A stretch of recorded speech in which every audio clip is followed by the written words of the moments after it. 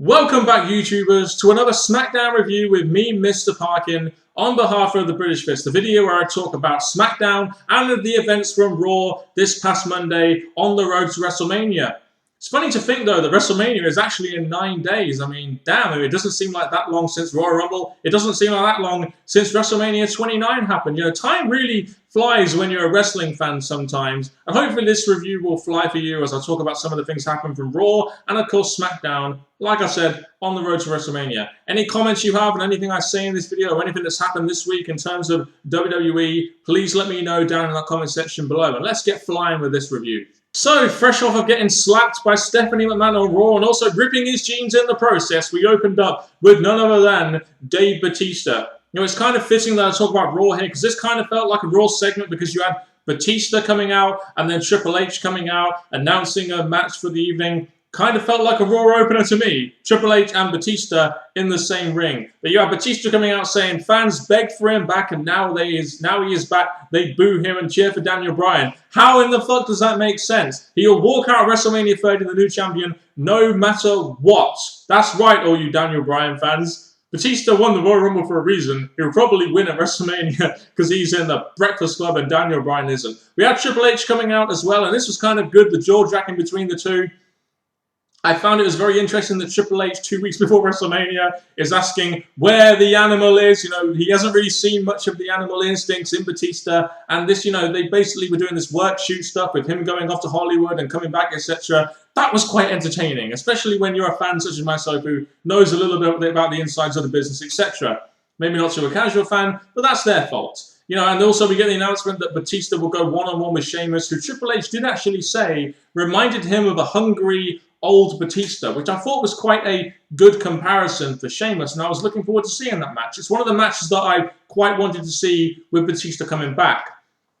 And while I'm here, I just want to quickly talk about, you know, everything that involved with Daniel Bryan and Triple H on Raw this week. I understand some people didn't like Daniel Bryan not being on the show because he's the hottest character on the show and probably the #1 thing that fans cheer about on the show right now, but they had to sell that beatdown by Triple H. I mean, that was a mental beatdown. If he just came back the next week doing his yes chants, etc., really wouldn't have sold that very well. And it wouldn't have made Triple H look very good. In the process, it wouldn't make Daniel Bryan potentially beating Triple H at WrestleMania feel as good either. You know, also, I thought Triple H was gold in that segment with Michael Cole, basically saying, you know, why don't you send me a tweet, you whinging crybabies on the internet? That's basically what he was saying. So if you have any complaints about WWE, make sure you send Triple H a tweet, and I'm sure he'll send you a tweet back with a hashtag crybaby or something like that. But he was damn gold as a heel in this segment, even though I'm kind of liking him quite a lot as this heel character. I really am. In this opening segment and the segment that he had on Raw, I was quite entertained by Triple H. I was. So it's about time that WWE started giving some serious build to the undercard on WrestleMania. We have,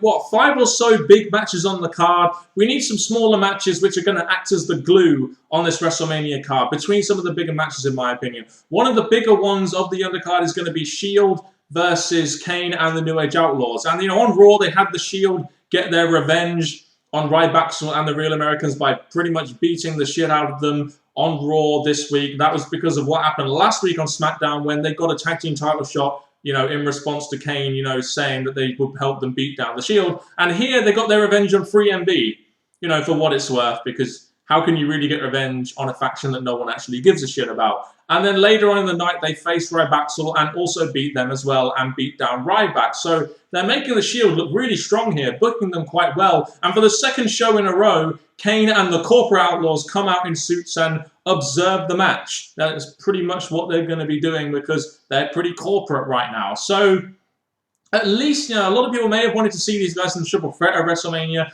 At least this is a marquee match for the Shield, and apparently the New Age Outlaws wanted to work with them on the card. So, you know, this may not be a great match, but at least it's a good way of trying to spotlight the Shield, and they're not going to be part of some stupidly big multi-man match, you know, which might not make them stand out as much. For example, like Dolph Ziggler at WrestleMania 28, when everyone wanted him to be in a match, and he was in that 12-man tag for the control of, you know, Raw and SmackDown, etc. You know you're in the shithouse when you're facing Sin Cara on Raw and SmackDown, losing to him on Raw and SmackDown in very short order, and then the Sin Cara character gets released later in the week. You know you're in the shithouse, Damien Sandow. when shit like that is happening. And it seemed to me like WWE just wanted to keep the Sin Cara as character around until this Scooby-Doo movie came. And you notice as soon as the movie got promoted and was out on telly and everything, or in the movie theaters, the character was released. So that's the only reason why they kept Hunico in that match to do the Sin Cara gimmick. So really no point in keeping the Sin Cara gimmick around that much, you know.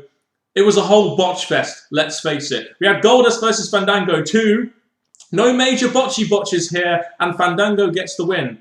Miz and Mark Henry also had a match, which, you guessed it, Mark Henry won. Is Miz a heel now? After what happened on Raw between him, Schwarzenegger, and Hogan and the other guy, whatever his name was, out of that movie. Kind of feels like he's a heel now, which I think is more of a natural thing for The Miz. But you never know. They've turned him heel before, then turned him face on another show, then back to a heel again, then back to a damn face. It doesn't really seem like they know what they're doing with Miz right now. But these 3 matches, I believe, were there to spotlight the Andre the Giant Battle Royal Invitation.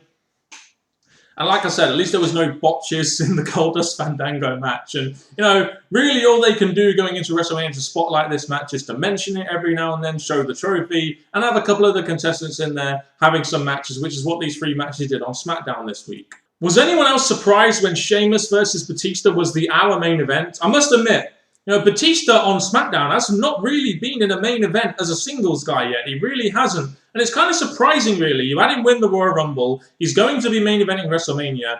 Yet he gets the hour main event on SmackDown. Now, it's kind of odd, isn't it? You'd think that Batista would be some kind of draw to SmackDown and he would be in the main event. But, that's what WWE wants to do. I can't help it. Sheamus versus Batista is a match that I was definitely had at least a little bit of interest going into. The match itself, because of course Batista gets gassed quite easily, it was quite slow, but you expect that from a match between 2 quite big men. You don't expect the flip-to-flips and the whoop-de-whoops, etc. You just expect a good old-fashioned, hard-hitting slugfest between these 2. And that's pretty much what we got. And I'm glad the match ended in a DQ, because I didn't want to see Sheamus looking weak. I didn't want to see Batista looking weak. You have Batista using a chair and, bringing out the animal by beating down Sheamus to a bloody pulp, pretty much. And it looks like next week on Raw, they're going to be having Randy Orton versus Batista, which was the original main event of WrestleMania. And they're going to be having that being the main event segment of the go-home show to WrestleMania Raw, which no doubt there'll be some involvement with Triple H after what happened on SmackDown this week.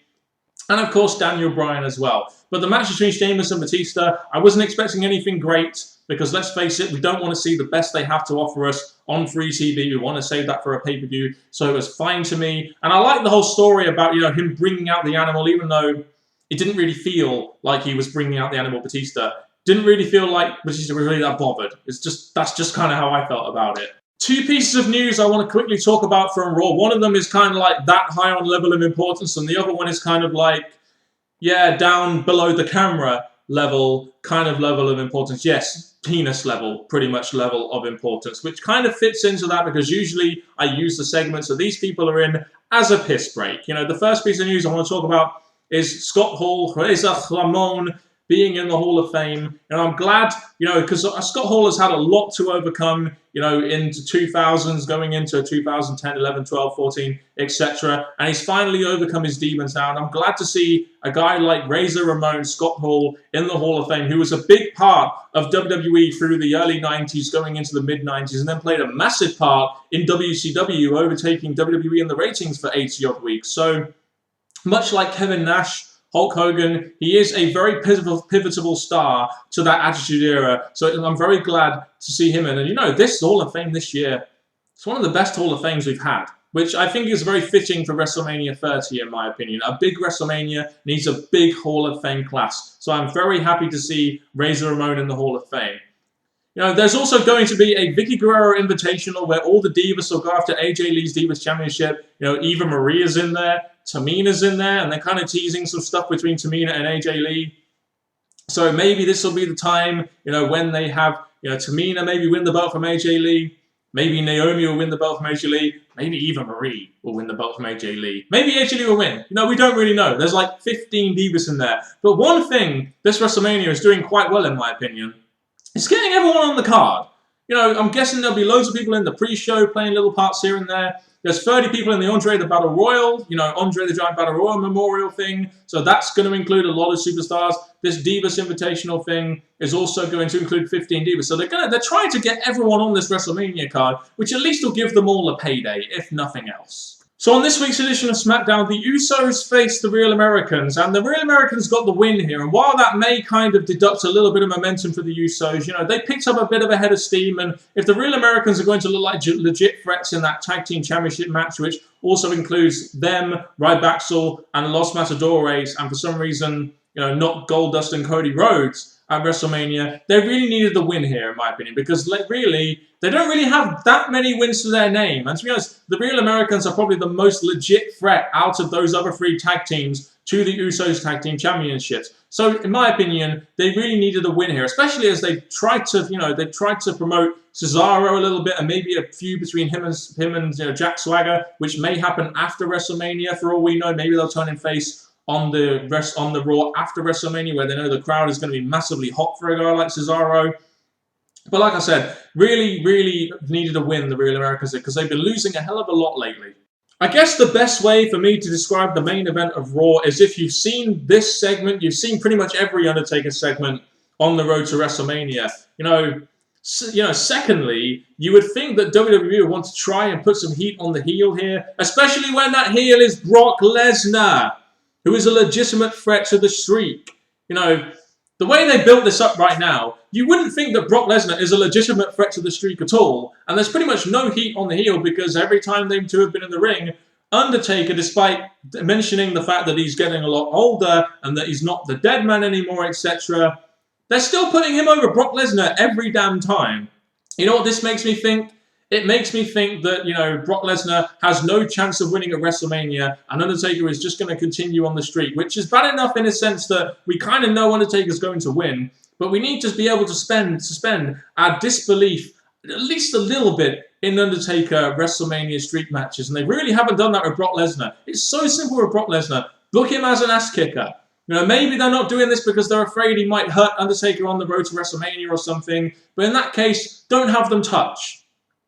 That really would have helped this feud, in my opinion. If you don't want Brock Lesnar to kick Taker's ass and get some heel heat on him, don't have them touch. Have the first time they touch, you know, in 10 or so years, you know, not a UFC event, but have it at WrestleMania in the actual match themselves. I just think it's kind of stupid that they can't put any heat on Brock Lesnar, but they will put plenty of heat on the heel in the next segment that I'm going to talk about, where it does actually work. One thing WWE did very well this week, in my opinion, was they made Bray Wyatt and the Wyatt family seem like a massively legit threat to John Cena at WrestleMania. And how many other heels can we say have actually seemed like a massively legit threat to John Cena at WrestleMania? And this is so simple how they've done this. They've made Cena seem vulnerable. They've put heat on the heels, even though the crowd want to cheer him over John Cena generally. They've just made a good job in making Bray Wyatt feel like a big deal, feel like he's intimidating John Cena, and just feel like he's putting John Cena in his place and feels like he's just making Cena feel a little bit vulnerable. That's how you're going to try and get fans to rally behind John Cena, even though it won't work at WrestleMania, because everyone's going to get behind Bray Wyatt because they're going to want Bray Wyatt to win. And also, the segment on Raw I thought was very good. You know, where they had Cena and Harper have a very competitive match, actually. It really made Luke Harper look good, as well as the one from SmackDown as well. And then you had the lights go out to reveal that John Cena is in the lamb mask, tied in the ropes. Again, making the Wyatt family look like a legit threat to John Cena. I thought that was very well done. And then on this week's show, in the main event of SmackDown, you had Bray Wyatt face Big Show, getting the main event over Sheamus and Batista, mind you, which I thought, you know, WWE were massively high on both of those superstars. I thought that would main event logically. But not just that. You had Bray Wyatt beat Big Show surprisingly quickly. And I was like, wow, you know, not many people go over Big Show this quickly, but Bray Wyatt beat Big Show in about, what, 5 minutes? I mean, I know there was some shenanigans by the Wyatt family on the outside, but, you know, Bray Wyatt pinned him 1, 2, 3 with the sister Abigail, you know. So, wow, that's all I can say. In 1 week, WWE have made Bray Wyatt look like a massive threat from what they did on Raw, and then Bray Wyatt beating Big Show relatively quickly, considering it's the Big Show, 7 foot, 500 pounds, world's largest athlete. just wow. That's all I can say. And John Cena versus Bray Wyatt, it's definitely a match I'm looking forward to, I'll say that. So WrestleMania is really starting to take shape now. We've got our, 5 or 6 big matches announced and sorted and built for now. We've also got a little bit of an undercard going, even though some of the matches I'm not really that fussed about. Next week on Friday, instead of a Smackdown review, because generally WWE don't have a Smackdown show, they generally have like a recap show or build-up show to WrestleMania.